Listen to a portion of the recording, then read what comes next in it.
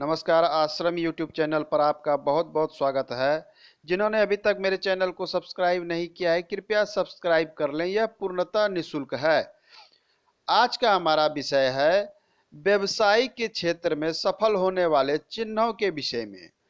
हम कुछ सामान्य अवस्था की बात करेंगे। व्यवसाय हर कोई चाहता है, चूंकि नौकरी सबको नहीं लग पाती है, ज्यादातर लोग जीवन में व्यवसाय ही करते हैं। व्यवसाय के लिए जो सर्वप्रथम चीज है सफलता के लिए, वो है बुध का क्षेत्र। ये हमारी कनिष्ठिका उंगली है। कनिष्ठिका के नीचे ये हमारा बुध पर्वत का क्षेत्र होता है। ये क्षेत्र ये हृदय रेखा से ऊपर और इसके ये वाला क्षेत्र जो है बुध पर्वत का क्षेत्र होता है। तो ये क्षेत्र अगर हमारे हथेली में उन्नत हो, अच्छे अवस्था में हो, शुभ अवस्था में, उन्नत करने का अर्थ होता है कि ये पुष्ट हो, ये गद्देदार हो। जब आप इस पे हथेली पे इस प्रकार से छुएंगे तो ये उभरा हुआ और गद्देदार इस प्रकार से नजर आएगा। तो अगर ये गद्देदार और उभरा हुआ नजर आता है तो ये माना जा सकता है कि आपका बुध अच्छे अवस्था में है। तो बुध पर्वत अच्छे अवस्था में हो और इस पे किसी तरह का निगेटिव चिन्ह ना हो, तो ऐसे जातक व्यवसाय के क्षेत्र में सफल देखे जाते हैं और अच्छे सफल देखे जा सकते हैं। ये तो हो गए प्रथम चिन्ह। अब है कि इनके साथ साथ और क्या क्या हो। बुध की उंगली, ये कनिष्ठिका उंगली लंबी हो। अक्सर देखने को मिलता है कि ये उंगली लोगों की लंबी नहीं होती है। लंबी कहने का अर्थ होता है कि ये अनामिका उंगली का जो ये भाग होता है, ये पोर्शन, ये होता है ना, उंगली हमारे तीन भागों में इस प्रकार से बटा रहता है। तो लंबी कहने का अर्थ होता है कि अनामिका उंगली के इस पोर्शन को आपके कनिष्ठिका उंगली पार कर जाए, या पार करके करीब करीब अगर 50% तक पहुंच जाए तो ये बहुत ही शुभ चिन्ह माना जाता है। ऐसे जातक का सबसे ज्यादा जो खूबी होती है वो होता है सटीक और सफल निर्णय। व्यापार में वही लोग सफल होते हैं जो सटीक और समय पर बिल्कुल सटीक निर्णय लेते हैं। वो लोग व्यवसाय में सफल हो जाते हैं। उनको पूर्वानुमान हो जाता है। ऐसे जातक को पूर्वानुमान होता है कि आगे भविष्य में क्या हो सकता है। इसी पूर्वानुमान पर वो अच्छे व्यवसाय करते हैं और सफल होते हैं। पूर्वानुमान होना तो हर क्षेत्र में सफलता को दिखलाता है। तो ये दूसरी थी कि कनिष्ठिका उंगली आपकी लंबी हो। तीसरी अवस्था है कि आपकी मस्तिष्क रेखा निर्दोष हो। ये हमारी हेडलाइन है। ये हमारी सोचने समझने की शक्ति, दूर की सोचने की शक्ति, भविष्य को सोचने की शक्ति, हमारी मस्तिष्क की क्षमता को दिखलाता है कि हम कितना कार्य कर सकते हैं।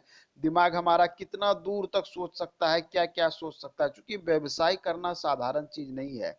उसमें हर चीज को, हर पहलू को ध्यान में रखा जाता है। तो ये मस्तिष्क रेखा अच्छी अवस्था में होना अति आवश्यक है। हेडलाइन निर्दोष हो, साफ सुथरी हो। अच्छी कहने का अर्थ होता है ये साफ सुथरी हो, निर्दोष हो, सुंदर हो, स्पष्ट हो, इस पे किसी तरह का कोई निगेटिव चिन्ह नहीं हो। तो ऐसे जातक सफल निर्णय लेने वाले और समय पर सही निर्णय लेने वाले होते हैं। और ऐसे जातक व्यवसाय में सफल देखे जाते हैं। सफलता, धन का अर्जन, ये काफी धन अर्जन करते हैं, व्यवसाय में सफल माने जाते हैं। अब है कि ये चिन्ह तो है।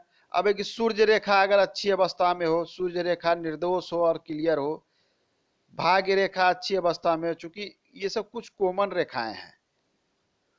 तो अगर इतनी अवस्था अगर किसी जातक के हथेली में मिल जाती है तो ये एक संपूर्ण, पूर्णतः व्यवसाय के क्षेत्र में सफल व्यक्ति होगा। ये बड़ा व्यवसायी होगा। इनके यहाँ कई लोग कार्य करेंगे, सबका परिवार का भरण पोषण ये करेंगे, माने इनके द्वारा होगा। ये इनके यहाँ कई लोग कार्य करने। ये हो गई एक क्षेत्र। अब है कि दूसरी युति जो बनती है, इसके विषय में हम पूर्व में भी कई बार चर्चा कर चुके हैं कि अगर आपके भाग्य रेखा से कोई रेखा निकले, वो बिल्कुल निर्दोष रूप से बुध की ओर चली जाए, तो ये जो चिन्ह होता है, ये अकेला चिन्ह सभी चिन्ह पर भारी होता है। ये अकेला चिन्ह भाग्य रेखा अच्छी अवस्था में हो, इस प्रकार से निर्दोष रूप से ये बुध पर चले जाए, ऐसा व्यक्ति एक सफल और बड़ा व्यवसायी बनता है। ये प्रैक्टिकली देखा गया है कि ऐसा व्यक्ति, हमने कई लोगों का हाथ हथेली देखी है, बहुत सारे लोग आते हैं, तो हमने ये चीज प्रैक्टिकली भी देखा और हमारे यहाँ के सामुद्रिक शास्त्र में भी इसकी विस्तृत जो है चर्चा की गई है। सफल व्यवसायी का ये चिन्ह देखा जाता है कि हेडलाइन से निकलती हुई रेखा या फिर भाग्य रेखा से बढ़ती हुई बुद्धि की ओर रेखा सफल व्यवसायी को दिखलाता है। आज के अंक में इतना ही। धन्यवाद।